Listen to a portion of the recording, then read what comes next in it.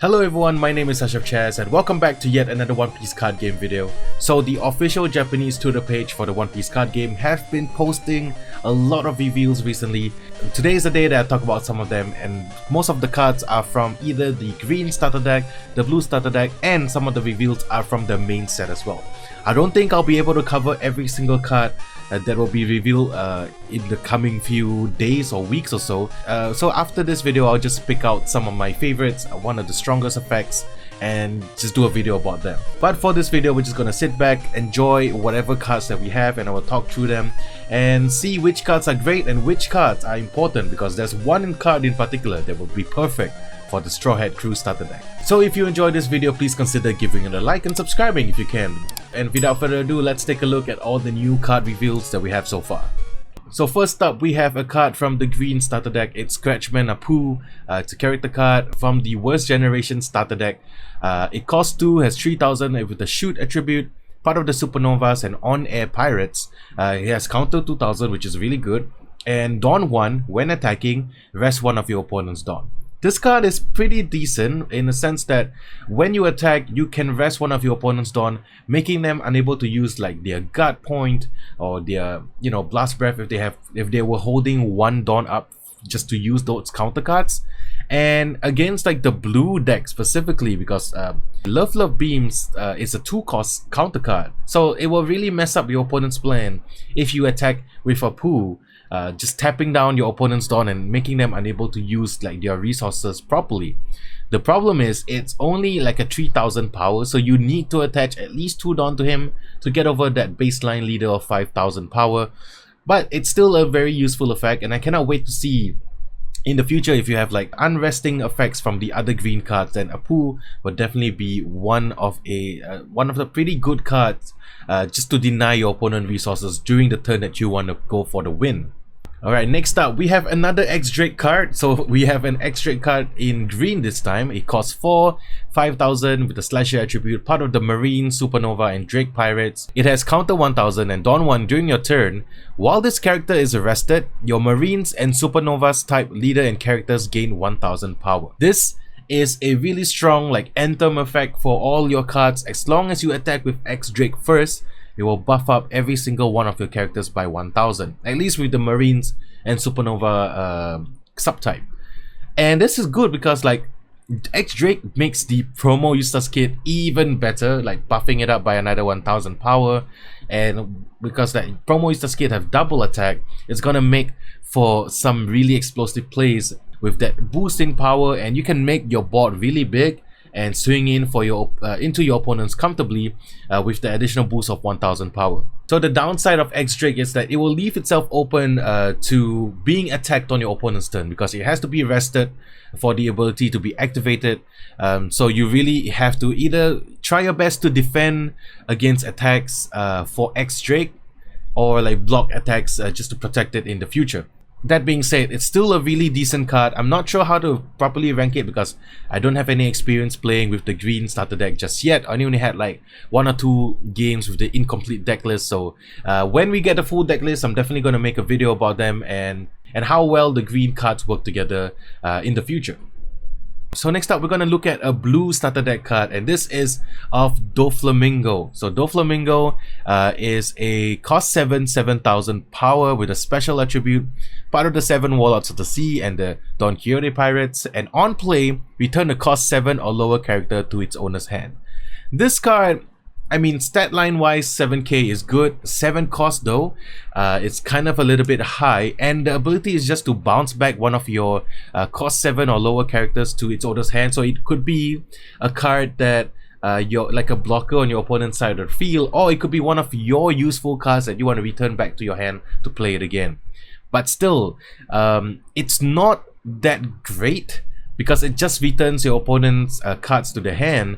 And like, if you really think about it, sometimes your opponent want that card in their hand, especially if those cards have counters. You can use them as counters when they're defending against your attacks. If this card was like similar to how that Crocodile blocker was, where you can return it to the bottom of the owner's deck instead, then I think this card will be really strong. But as of now, just returning a cost 7 or lower to its owner's hand, it's a tempo play.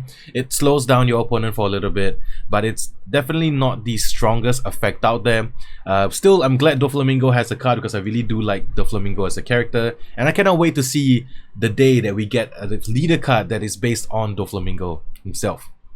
Alright, now let's just go into some card reviews from the main set. Now there's going to be like 100 over cards from the main set in the future, so I'm definitely can't really talk about them individually, but if there's any interesting cards, definitely I want to talk about them and make a video about the effects. But first up, we have Bellamy. Bellamy is a blue card. It costs 2, 4000 power, the striker attribute, and he has counter 1000. So you have your standard vanillas from the main set as well. And you know, if it's useful to be in the deck, you know, similar to like VV, and I think it's Sheep's Head, you know, the basic 2, 4000 and 1000 counter.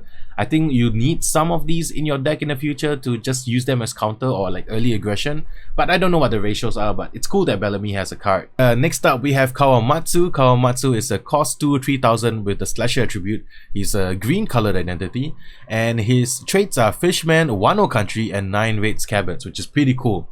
And he has a counter 1000 and a triggered ability to play this card.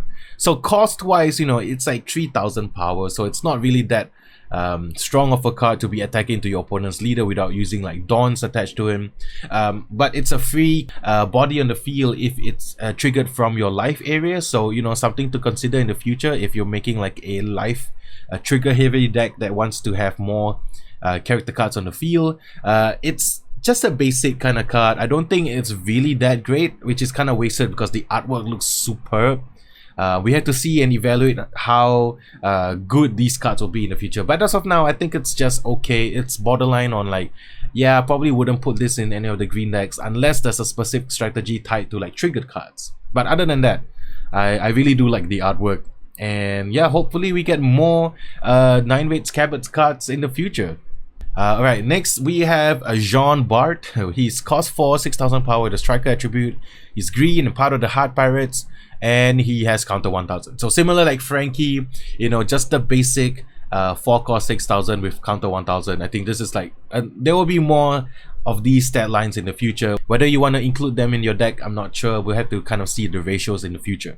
Alright, we're down to our last 2 cards, and I'm gonna save the best one for last, but I want to spend some time to talk about this one because I think it's really decent.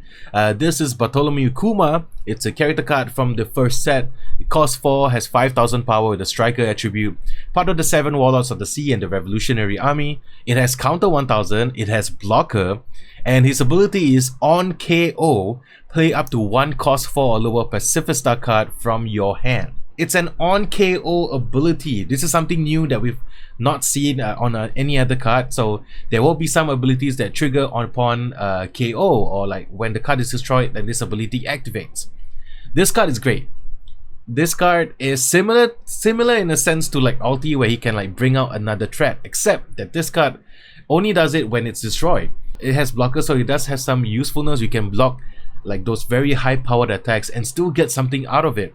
Even if the Pacifista card that we get from the main set, we have an artwork of it right here, and even if that card is like a 3 cost or like a 4 cost 5000 vanilla, this card will still be good. Like 100%, this card will still be a decent card to be playing with, and I'm definitely excited to see what the Pacifistas will look like stat wise.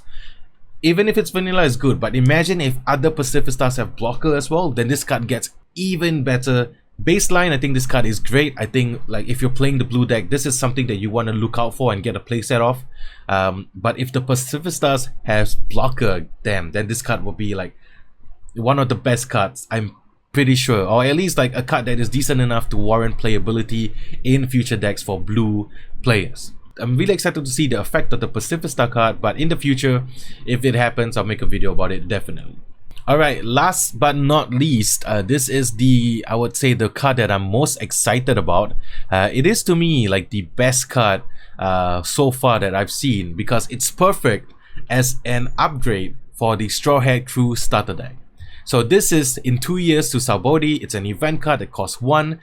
With the Straw Hat Crew traits, its ability is main. Look at the top 5 cards of your deck, reveal 1 Straw Hat Crew type character card and add it to your hand. Return the other cards in any order to the bottom of the deck, and its triggered ability is activate this card's main effect. This essentially is what the raid starter deck needs. It needs some sort of like card draw, card searching for specific cards, because let's say you're almost at the win but you just need one rush attacker, and maybe you play this event card and you can find it within the top 5 cards of your deck. Definitely a very useful card for the Straw Hat Crew starter deck. I cannot understate this enough. This is definitely, if you're planning to pick up the Straw Hat Crew starter deck, if you're planning to play any deck related to the Straw Hat Crew, this is the card that you have to get a playset for. It's just so good. It essentially makes your deck from a 50 card deck to a 46 card deck. You put a playset of this card into your deck, and then it just acts as 4 cards that replaces itself and searches you for a card that you need.